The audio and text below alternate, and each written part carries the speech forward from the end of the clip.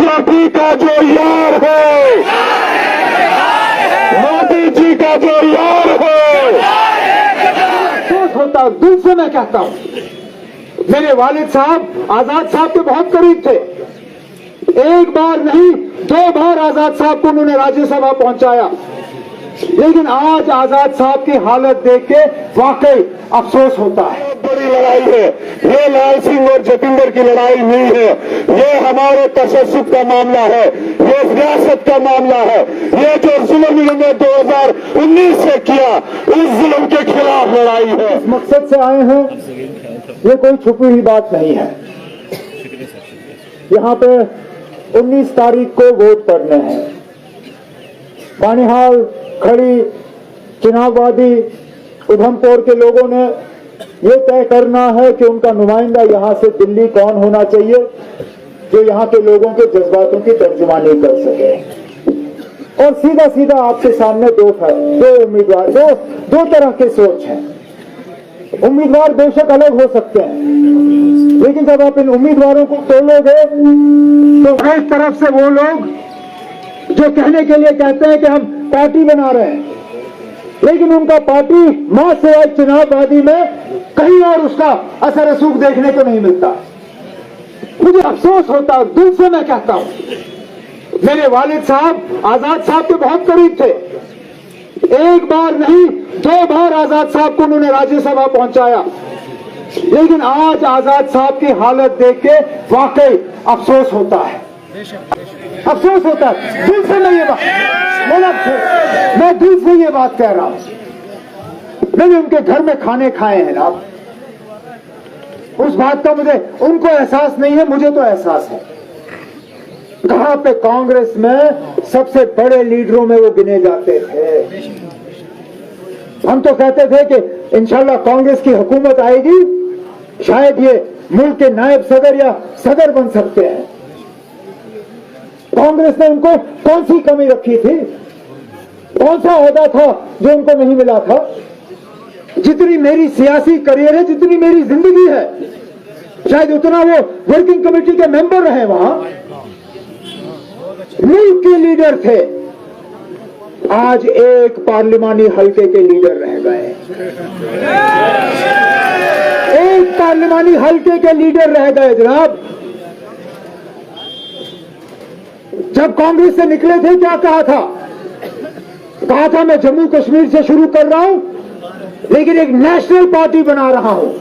National party मतलब कश्मीर से लेकर कन्याकुमारी तक, अरुणाचल से लेकर गुजरात तक आजाद साहब पार्टी बनाने जा रहे थे।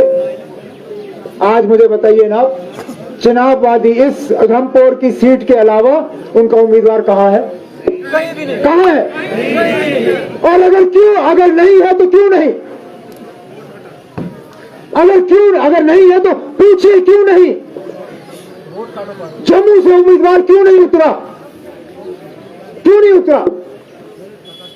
क्योंकि वहां से मजबूरन उनको हिंदू कैंडिडेट उठाना पड़ता, बीजेपी का वोट कटता, नाराज हो जाते मोदी जी। अनंतनाग, जिस अनंतनाग की सीट के लिए खुद आजाद साहब की पार्टी ने उनके नाम का ऐलान किया था। एनाब पार्टी मैं भी चलाता हूं। आपको क्या लगता है बिना सदर से पूछे हुए कोई ऐलान हो सकता है? तो फिर आजाद साहब जब कहते हैं कि मेरे पार्टी वालों ने मुझसे पूछे बिना मेरा नाम का ऐलान किया, क्या हम इसको सच तस्लीम करें? सच तो यह है कि उन्होंने खुद कहा कि मैं लड़ूंगा, फिर हालात बदल गए। हमने मियां अल्ताफ साहब का नाम जो है मैदान में उतारा,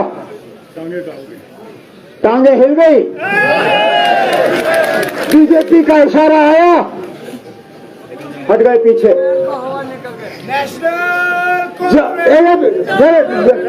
जम्मू से कोई उम्मीदवार नहीं, अनंतनाग से कोई उम्मीदवार नहीं, श्रीनगर से कोई उम्मीदवार नहीं, बारामूला से कोई उम्मीदवार नहीं।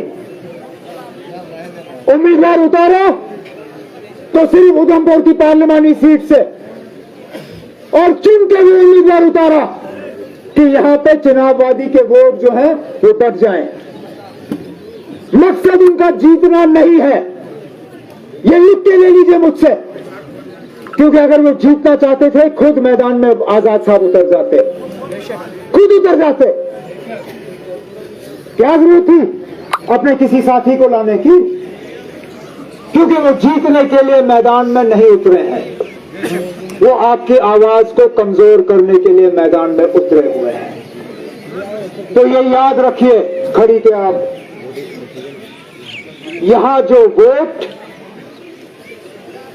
हाथ के निशान के अलावा किसी भी और निशान पे पड़ा, वो सीधा सीधा कमल के फूल को वोट पड़ रहा है। ये याद रखिएगा, ये किसी और को वोट नहीं जा रहा है, किसी और को नहीं। और किस कमल के फूल को? जिन्होंने जम्मू कश्मीर को तहस नहस किया, हमारे दो हिस्से किए, हमारी शनाख्त, हमारी पहचान, हमारी इज्जत, हमारा वजूद, सारा कुछ तहस नहस किया। अरे ना, इस जम्मू कश्मीर में अपनी जिंदगी में पहली बार मैंने देखा कि ईद के रोज पे सरकारी मुलाजमों को छुट्टी नहीं मिली।